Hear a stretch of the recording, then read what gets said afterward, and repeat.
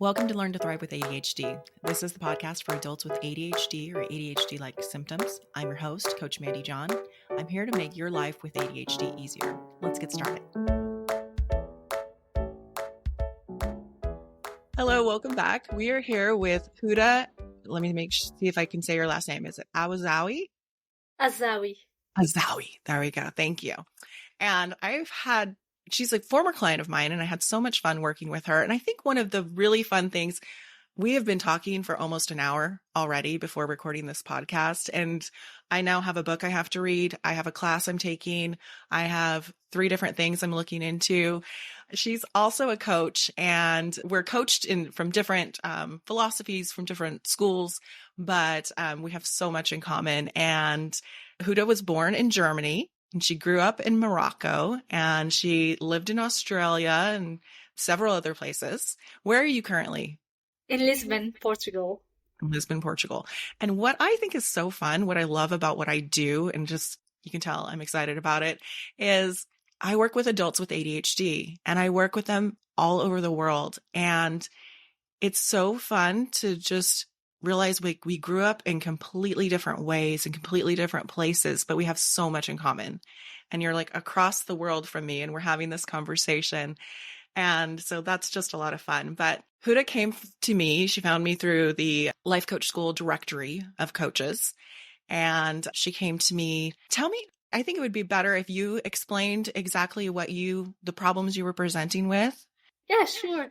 So my biggest problem was procrastination. And at that time when I came to you, I just wanted to be better at time management and calendaring.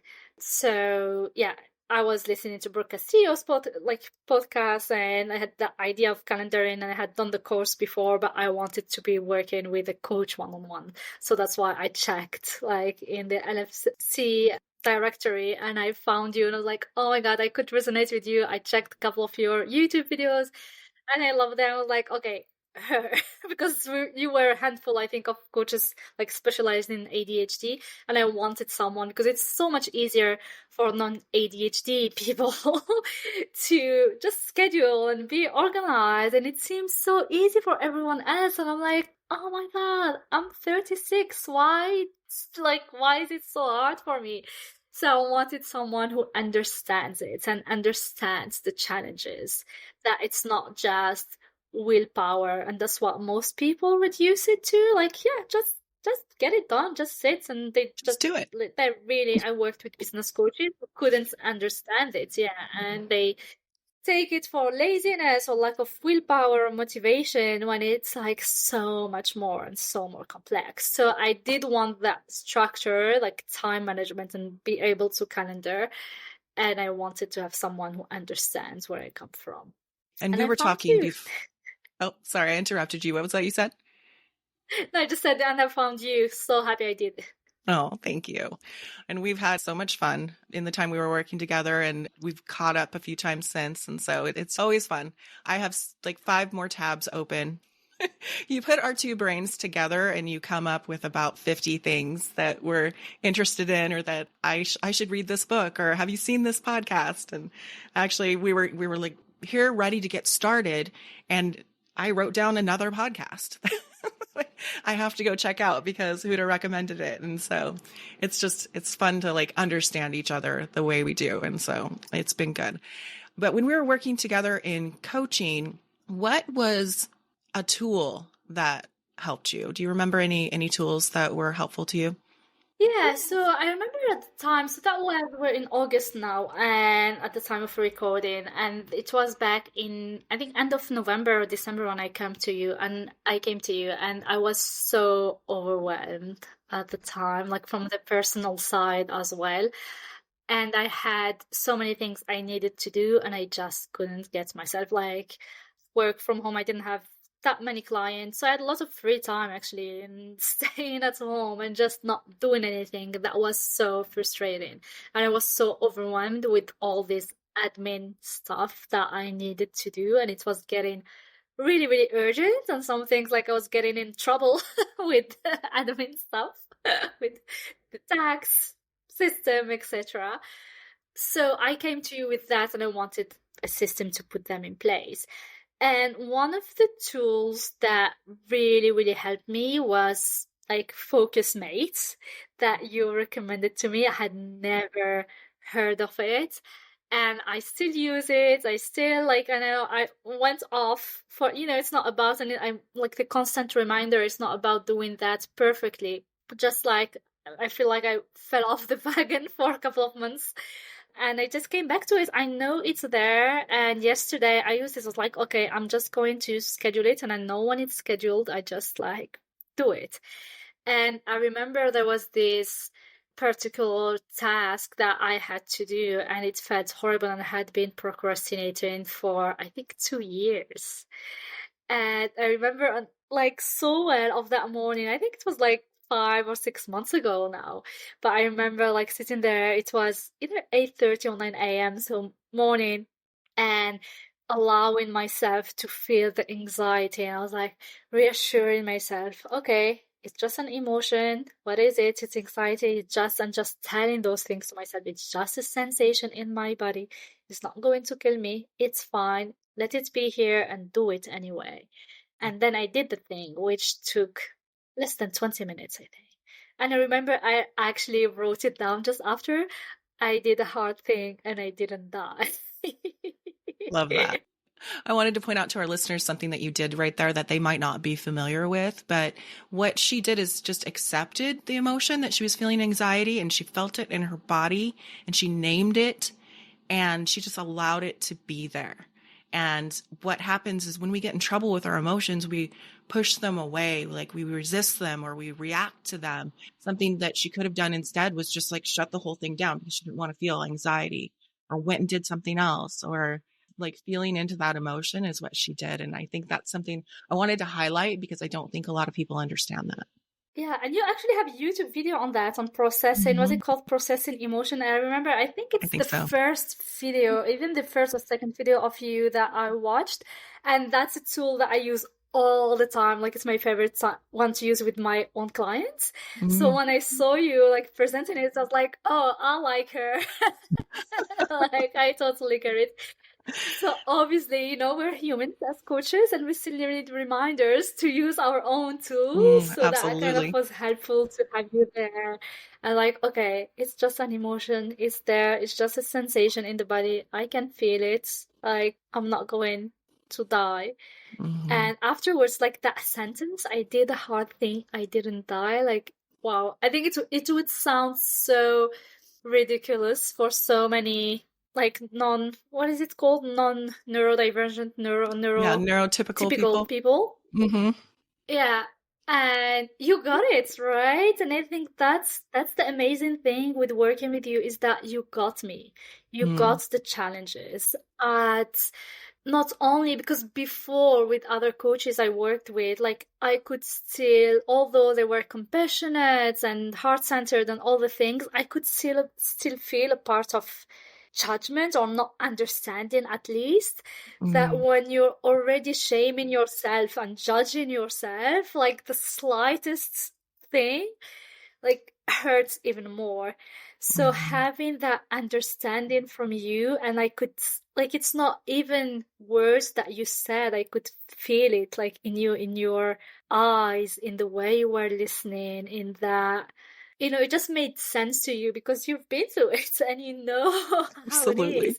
And that alone was like, wow, that was Mm-hmm. mind blowing. That was, like a sanctuary for me. I'm going to go back to that word. Like, Mm-hmm. it really was such a relief. And I think that in itself gave me so many permissions and helped me to stop judging myself and shaming myself, despite all the work I had already done on myself. Like there's still that, like, why, like, I'm a coach, I coach other people, why am I not able to figure my own shit out?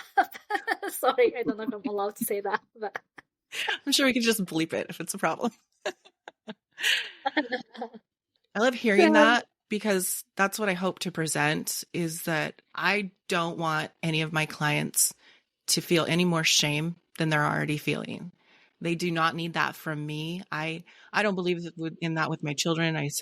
Definitely don't believe in that with my clients. They're adults. And we're already beating ourselves up enough. And so it's really not a shameful thing. It's not a shameful thing that we're having a hard time doing the things on our list. It's not a shameful thing that we're having a hard time managing our time. And, sometimes it gets into like really like simple things. It's not a shameful thing that we're having a hard time doing the dishes or the laundry. It's just our brains are just wired different and we don't have the tools we need in order to get it done. And that's why we're here. That's what we're doing is we're learning, right? If they're listening to this podcast, they're here to learn what kind of tools will help with those things. And none of it is shameful. I think I have so many clients come to me and go, I don't know if anybody else does this. And I'm like, just everybody else and me. All right. What I really want to do with these interviews with my former clients and current clients is to have listeners hear them and resonate and go, okay, like not only Houda's talking about how like I got her, but like you also get them and they get you and they're understanding, exactly what you're going through. What do you think would be helpful to people listening to this? I'm just thinking that in that story I just told on like how overwhelmed I was with that to-do list and how I was judging myself for not doing it. And that was not for lack of time because I had all the time, more time that I needed. And in working with you, like finding that safe, compassionate space and starting to implement little by little. And I think like something that can be helpful is, I know it's easier said than done, but like it's okay. It's okay that you cannot do this. It's okay that you're struggling with this. You're still worthy. You're still lovable. Whatever it is that you're struggling with, either we've talked about it or not, you're not alone. Like there is at least 100 or thousands of other people struggling with the same thing. And going back, I had so much shame with procrastination when I first started my business. It was until I became aware of it that I realized that unconsciously I was thinking and assuming that I was the only entrepreneur on earth that was procrastinating. Now it sounds ridiculous when I say it, but I was seriously thinking that I was so ashamed of it that it took me time to name it to my coach back then. That I was paying to work with one-on-one, to actually say that I spend my days Netflixing and not doing anything that I'm supposed, and I'm using, and out quotes, I'm supposed to be doing. And it was when I started getting into entrepreneur groups and business like coaching groups that I realized everyone struggles with it. Even the people that to us, ADHDers, like from the outside look like they're all organized and have all their things together, like when you talk to them, they are procrastinating a ton of other things. And we all as humans struggle mainly with the same things, just in different ways and at different like intensities. And we always tend to look at other people's lives like we're looking on Instagram, right? Everything looks polished and photoshopped and filtered, and everyone looks happy, and everyone is always on vacation, and everyone is always on luxury in luxury hotels and has luxury cars, etc. And it's like, is it just me who hasn't traveled for the past year? I haven't been a 5-star hotel in a while, like, or ever, But it's not like that. We get to see snippets of people's lives and we don't know like what's going on in their minds. And I think that like that's one of the gifts actually of being a coach, of getting into people's minds and hearts and hearing. And for me, like group coaching as well helped a lot. But the first time I got awareness of this, when I did group therapy all the way back in 2016, it was that I realized, oh my God, like this person has complete different story. It's complete different context. And yet like we struggle with the same thing, whether it's perfectionism, feeling lonely, shame, like we all struggle. Like there's a piece of the story of everyone that we all resonate with at some level. Yeah. So just remember you're not alone. And I think it's that feeling of being alone, being the only person who struggles with that, that brings like that huge shame and judgment. Yeah. And from that place of shame and judgment, like we cannot change. It's not like shaming ourselves. I tried, believe me, Didn't work. shaming ourselves to change. It didn't work. I love hearing what you're saying because I've told this story a few times to several of my clients. But when I was doing just group coaching, not just group coaching, but when I was doing group coaching along with my one-on-one coaching, this was probably early last year or something like that. I did some group coaching, ADHD group coaching for several months, and we would come out with a new course. Just like if you're interested in something like that, stay to the end and hear about the membership that's coming out. It's the ADHD Academy that hopefully I'll have out in August. Doing my best. But in that group coaching, just like you described, I saw this. Not only did I see so many examples of people coming from different walks of life, understanding each other. My best day was on Wednesday when I had that Brady Bunch view of all these people. One's from Ireland, one's from Finland, one's from, I can't remember all the places that they were from, a bunch of places in the US. And I'm watching this Brady Bunch view, and this person is talking, and all the other heads are shaking. Yes, they're agreeing. And there was this one situation where there was this mom. She was brand new. I think she had a very little one, and then she was pregnant. She was going to have another baby really soon. And she was from Finland. That's when I was describing. And she was staying home taking care of her kids, and she was describing this problem. And I have this other client who's an engineer somewhere. I don't know if it was in the Midwest or in the East, and, a man. And I don't know if he had any children or not, but she was describing what she was dealing with. And I just was watching him shake his head. And I was like, wow, they are from completely different ends of the spectrum and they understand each other. And so for those of you out there, if you get an opportunity to experience that, like it really does air out the shame. It really does help you realize, gosh, I'm not the only one. And I always describe shame as it's always something we're hiding. It's like in the dark. And I think I mentioned it in a different episode where I like to envision it as when we're airing out our shame, we're taking out like a white sheet and we're shaking it out, and it's just been freshly laundered, and we're hanging it out on the line, and the air gets to run through it, and the sun is shining on it, and everybody can see it. And then it takes away all the shame. That's just, I don't know why that resonates for me, that description. Hopefully it does for you guys as well. But we're coming to the end of our time, Houda. Is there anything else that you wanted to share before we want to know all the places that people can get in touch with you, but before that, is there anything else that you wanted to say? Well, really, just how grateful I am for having found you. And if like our listeners are having any doubt, like to just stop doubting and go work with you, because you're really, really amazing at what you do, and you provide such a safe, compassionate, understanding space that allows for that transformation, for starting to shift things and changing things and accepting ourselves. It's really invaluable. And I think it's like your natural gift. It's just part of you. It's not even something you're doing, It's not like you have the tools and stuff, but it's not only about that. It's from that compassion that we can feel from you. And I could feel that. And I think that's really, really amazing. That's really important to have as a support. So yeah, thank you for like I still remember, our sessions and things we've discussed, and I still use them, they're still useful for me.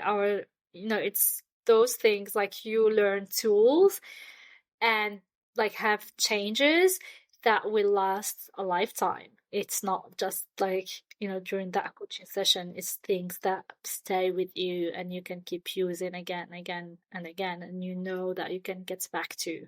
It's not about being perfect. at changing or implementing perfectly. One of your recent episodes actually was a great reminder for me of that, about more about progress than being perfect at doing it the first time. So yeah. Thank you. Couldn't have a better endorsement. And I had such a great time working with you, and hopefully we'll work together in the future again. But let's tell people about all the things that you have coming. Okay. So I have come in a podcast that I'm pretty sure